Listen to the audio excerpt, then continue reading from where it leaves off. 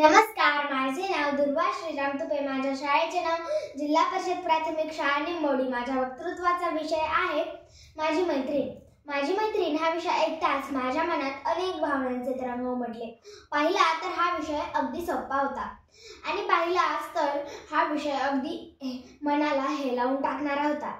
हा विषय ऐकताच मला आईने सांगितलेली कृष्णा आणि सुदाम्याची गोष्ट आठवली। खरंच मैत्रीत वयाचं बंधन नसतं। मैत्री गरीब आणि श्रीमंतही पाहत नाही, मैत्री जात आणि धर्मही पाहत नाही। संबंध हो तो कृष्णा और सुदामा जैसा होना चाहिए। संबंध हो तो कृष्णा और सुदामा जैसा होना चाहिए।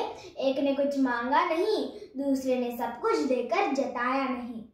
कर्ण आणि दुर्योधन यांची मैत्री ही खूप खास होती बरं का। इतकी खास की मित्रासाठी कर्णाने प्रत्यक्ष भगवंताला विरोध केला होता। उगीच दुर्योधन म्हटला नव्हता, मित्र हो तो कर्ण सा जो कष्ट सारे काट दे। मित्र हो तो कर्ण सा जो कष्ट सारे काट दे। ईश्वर भी दे चेतावनी, वो तब भी मेरा साथ दे, वो तब भी मेरा साथ दे। आणि त्या तिघांची मैत्री आपण कशी काय विसरू शकतो? जे जगले सोबत, जे लढले सोबत आणि ज्यांनी देशासाठी बलिदानही सोबतच दिले। हो हो, बरोबरच ओळखलं तुम्ही। भगतसिंग, सुखदेव आणि राजगुरू यांनी फासावर जाताना शेवटची इच्छा काय व्यक्त केली होती माहिती आहे तुम्हाला? त्यांनी ही इच्छा व्यक्त केली होती की आम्हाला एकदा गळा भेट घ्यायची आहे। खरंच अशी मैत्रीची उदाहरणे ऐकल्यावर अंगावर शहारा येतो। मैत्री हा मनाचा एक हळवा कोपरा आहे जो जगण्याचं बळ देतो। ईश्वराची देणगी आहे जी प्रत्येक परिस्थितीत लढायला शिकवते।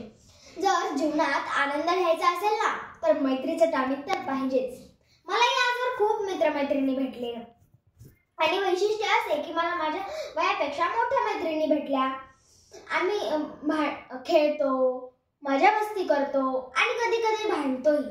पण हे भांडणं रुसवे फुगवे अगदी अळवावरच्या पाण्यासारखी असतात। माझी दीदी, माझी आई आणि माझी आजी याही माझ्या खास मैत्रिणी आहेत। माझ्याबरोबर नेहमी मजा मस्ती करणारी माझी खोडकर दीदी मला खूप जीव लावते। माझ्यासोबत नेहमी सावलीसारखी असणारी माझी आई मला नेहमी चांगल्या वाईटांची जाणीव करून देते। मला छान छान गोष्टी सांगणारी माझी आजी माझ्याबरोबर भांडेकुंडे खेळते। पुस्तकेही माझे छान मित्र आहेत। जेव्हा माझे कोठेच मन रमत नाही तेव्हा हेच मला सगळ्यात जवळची वाटतात, आधार देतात। पण अशी माझी खास मैत्रीण कोण, जी मला संकटात साथ देते, मदतीचा हात देते। जेव्हा मी आनंदी असते तेव्हा ती आनंदी असते, जेव्हा मी दुःखी असते तेव्हा ती दुःखी असते। माझ्या मनातल्या भावना ती सर्वात आधी समजते। अशी कोण हा विचार केल्यानंतर मला जाणवलं की माझी मैत्रीण मीच आहे। कारण मी स्वभावाने अबोल आहे। मला गर्दीपेक्षा एकांत आवडतो। स्वतःत रमणे हा काही जण माझा छंदच झाला आहे। कारण मी अनुभवले, जेव्हा मी संकटात असते, अडचणीत असते तेव्हा मीच माझी मदत करू शकते। जेव्हा मी यशाच्या शिखरावर असते, आनंदी असते तेव्हा मी नेहमी स्वतःला पाय जमिनीवर ठेवण्याचे बजावत असते। जेव्हा माझं काही चुकतं तर त्या चुकीची मी नेहमी स्वतःला जाणीव करून देत असते। स्वतःशी मैत्री झाल्यामुळे आयुष्य खूप सोपं झालं आहे। पहिली गोष्ट म्हणजे मी स्वतःवर प्रेम करायला शिकले आणि ते दुसऱ्यांना द्यायला शिकले। दुसरी गोष्ट म्हणजे आयुष्य खूप सोपं झालं आहे कारण दिशाभूल होण्याची शक्यता जवळजवळ शून्य झाली आहे। आणि तिसरी गोष्ट म्हणजे आत्मपरीक्षणाने माझं व्यक्तिमत्व फुललं आहे। म्हणून मी म्हणते की तुम्ही सगळ्यांनी आधी बाहेर मैत्री शोधण्यापेक्षा, मित्रमैत्रिणी शोधण्यापेक्षा तुम्ही सगळ्यांनी स्वतःशीच मैत्री करून बघा मग तुमचा अनुभव कसा येतोय तो। वाट चुकणार नाही जीवनभर कधी, वाट चुकणार नाही जीवनभर कधी।